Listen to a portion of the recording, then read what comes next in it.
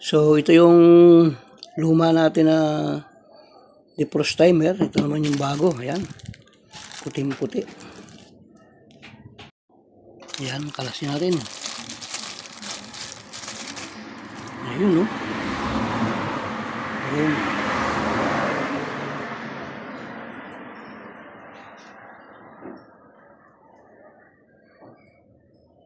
Ayan.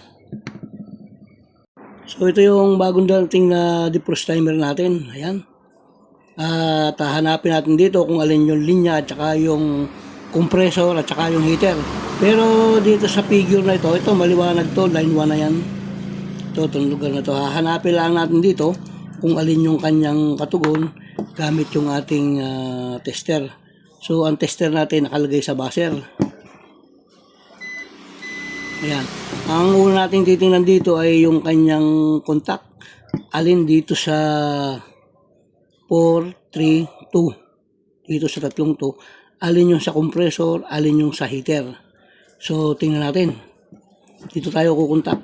Dito tayo titingin. Ayun. So, dito tayo sa 4 and 3. Tingnan natin.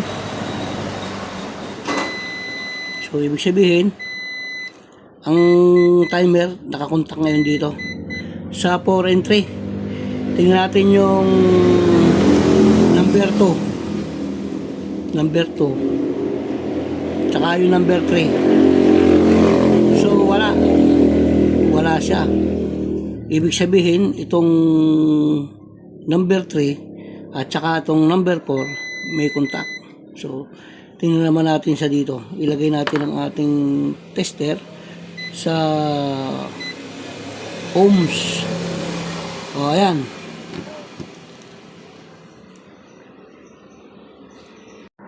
So, nilagay natin yung ating tester sa ohms. Checkin muna natin. So, yun. Kukuha natin itong line 1. Line 1 yan. Kuha natin. Line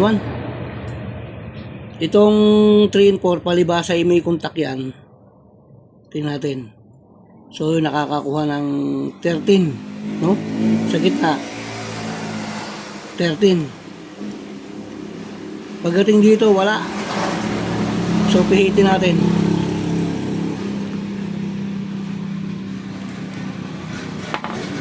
Ito, pag lumagutok to, yun yung heater. Meron dyang puputok na malakas. Kakaibang putok.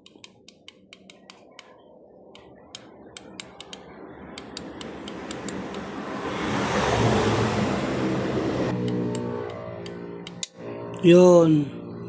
Yung lagutok na yun, meaning na yun ang heater. Kasi yung maraming yun, na hindi lumalagutok, compressor yun. So, ibig sabihin, yung lumagutok na yun, yung connection ng heater. So, checkin natin yung linya. Ayan. Ito yung line 1. Tapos, tingnan natin dito. Ayan. So, dito, wala. So, dito meron. Ayun meron siya. Dito meron. So, meaning, itong gitnang ito yung line 1, ito yung magiging line 2. Ito yung contact, ito yung contact na dalawa. So, ibig sabihin, itong 3 and 4, ito yung compressor, at yung 3 and 2, yan yung heater.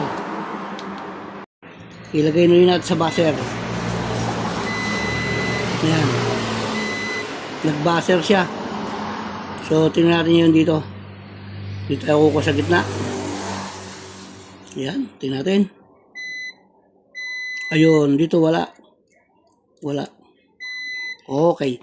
So, meaning, ito yung line 1. Ito yung line 2. Yung number 4, yun yung compressor. At yung number 2, yan yung heater. I-drawing natin para maliwanag.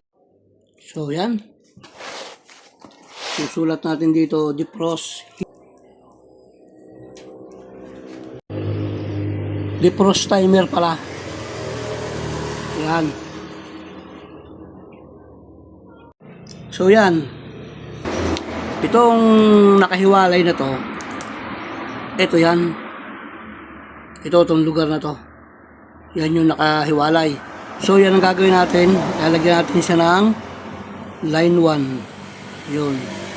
Yan ang gawin natin line 1. Yan. Tapos ito, gawin natin tong number 2. Yan, number 2. Ayan. Tapos yung gitna, number 3. At yung tabi, yun yung number 4. So, ayan. Ayan ang forma niya. So, lumalabas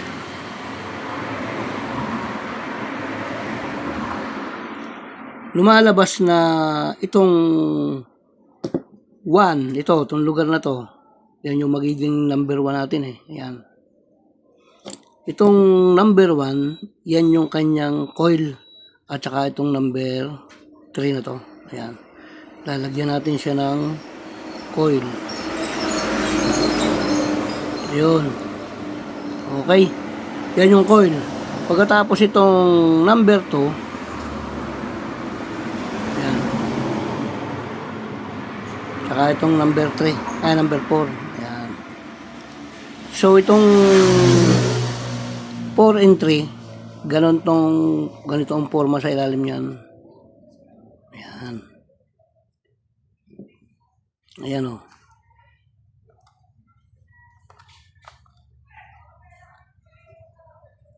Ayun o. Tapos, ayan.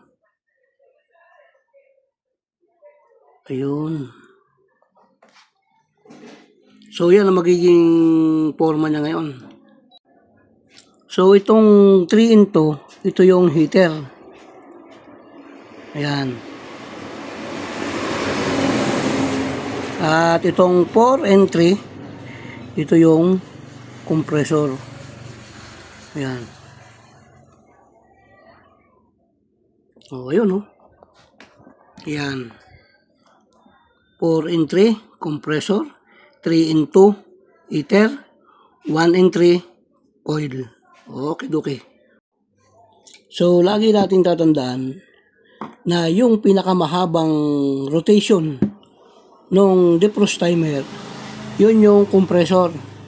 At yung maiksi na rotation, yun yung heater. Ating ikutin uli. Ayun. Ibig sabihin, natapos na yung heater. Ating pakinggan nyo yung tunog. Yan ang tunog. Mahaba yung sa compressor kasi compressor yan mahaba. Ang heater kaunti lang kasi halos 25 minutes lang siyang magtatrabaho. Hindi katulad ng compressor, dire-diretso yan. Magagamit lang ng heater kapag tumating na tong timer doon, lumagutok, mag-heater, ibig sabihin magdi-defrost siya. So tingnan natin yung huling lagutok.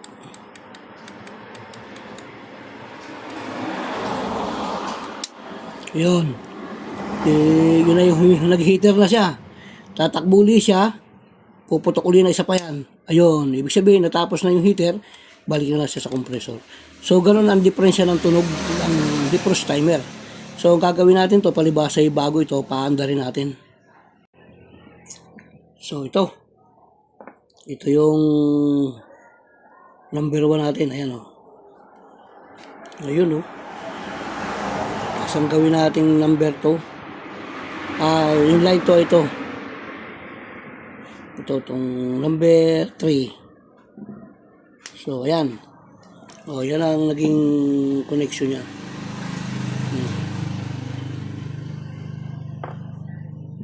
Ayan o. So, yan. Yung 1 and 3, yun yung ating line 1, line 2 natin. Ibunagan natin. Ayan. Tapos, ayun. Number 3. So, yan. So, yan. Yan ang itsura ng kanyang loob kapag ka naka-off. So, ipa-plug ko. Titingnan natin kung iikot siya. Ayun. Nakita nyo, umiikot na. Ayun, oh. Ayun, oh. Kasi buo itong timer na nabili natin. Bunutin na natin. So, yun. Sabihin, buo yan. Buo yung ating nabiling timer. Ikakabit na natin to. Na itong sirang timer na to ay ating tinesting at hindi nga siya umiikot kaya hinatulan natin na palitan. So sa pagkakataong ito ay muli natin siyang titestingin para makita natin yung pagkakaiba ng bago sa luma. So yan, ipa-plug natin para kitang-kita natin. Ayan o. Ayun. Tumakbo lang sandali at sumigil na. Ayan o. O, ayan yung ating plug. Ayan o. Ayan, naka-plug siya. So, ibig sabihin, yun ang pagkakaiba. Naka-plug yung ating plug. Ayan. Pero hindi siya umaandar. Meaning, sira ito.